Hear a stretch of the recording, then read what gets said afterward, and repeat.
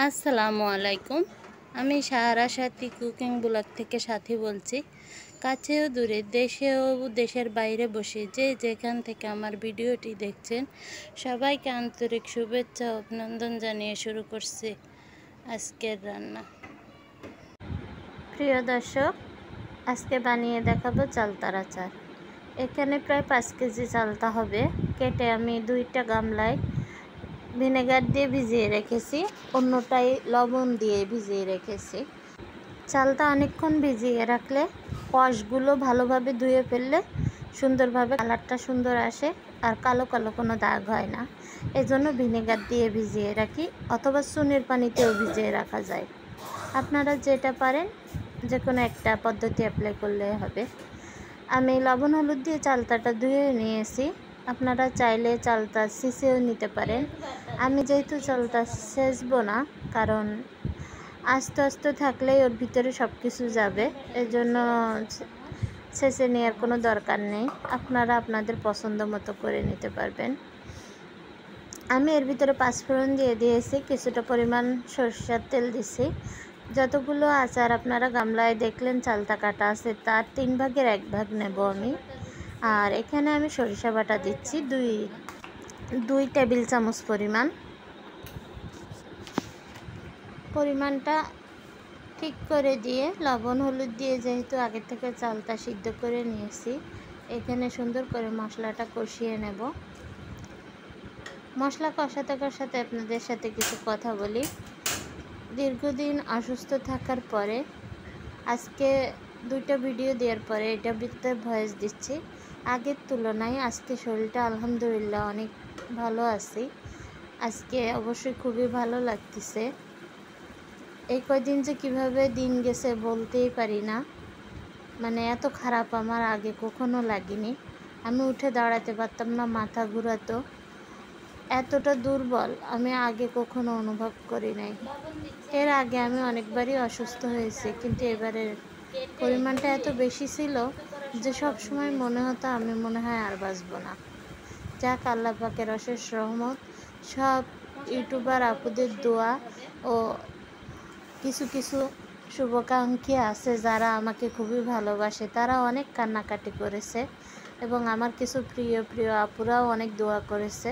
জানি না আল্লাহ কার দোয়া কবুল করেছে, হয়তো বা আল্লাহ আমাকে সেই জন্য ফিরিয়ে দিয়ে গেছে।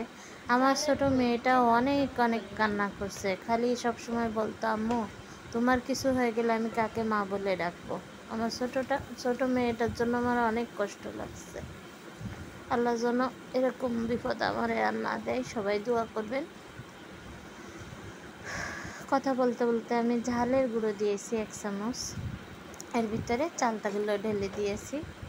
বাজারে অবশ্যই এখন আখের গুড় ছাড়া আর কোনো গুড় পাওয়া যায় না। আমার ফ্রিজে খুবই অল্প পরিমাণ খেজুরের গুড় ছিল, সেটুকু দিয়ে দেব। আর সাথে আখের গুড় ইউজ করব আমি, কিছুটা পরিমাণ চিনিও অ্যাড করব।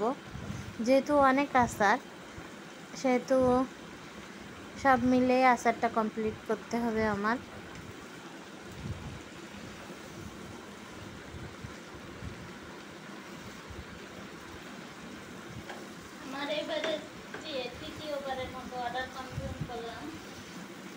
আলহামদুলিল্লাহ, আজকে ঢাকায় আচার ডেলিভারি দিয়েছি। আরও কিছু আচার সামনে সপ্তাহে দেওয়ার চেষ্টা করব। এগুলো কমপ্লিট করে রেখে আমি হাসপাতালে গিয়েছিলাম।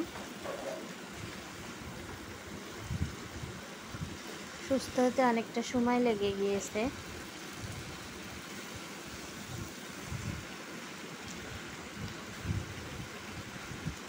চালতার আচারটা কিন্তু অনেকক্ষণ ধরে সুন্দর করে কষিয়ে নিতে হবে মশলার সাথে, আর তেলটা খুব সামান্য পরিমাণ দিতে হবে। এখানে কিন্তু এই কড়াইতে প্রায় 2.5 কেজি মতো ধরে, কিন্তু আমি 2 কেজি দিয়েছি, কারণ নাড়াতে আমার কষ্ট হবে 2.5 কেজি দিলে। এর সাথে গুড় যাবে তো, এজন্য আর কি।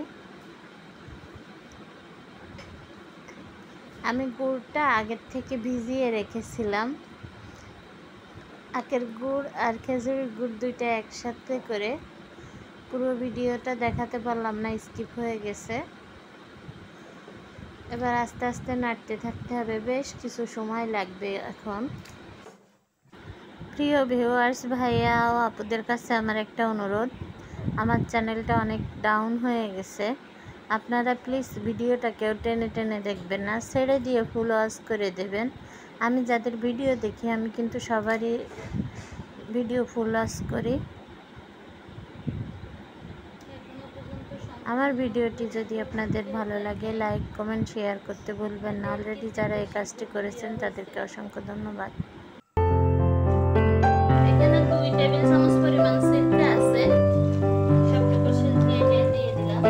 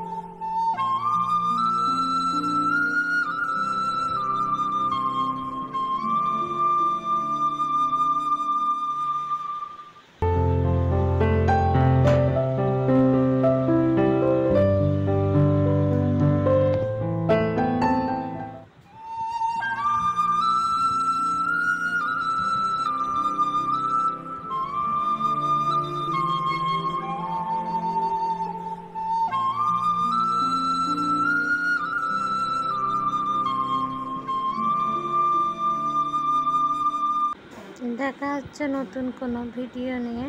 সে পর্যন্ত সবাই সুস্থ থাকুন, ভালো থাকুন, নিজ প্রতি যত্নশীল হন। আল্লাহ হাফেজ। আর আমার জন্য সবাই দোয়া করবেন। দেখুন তো আচারগুলো কেমন হয়েছে।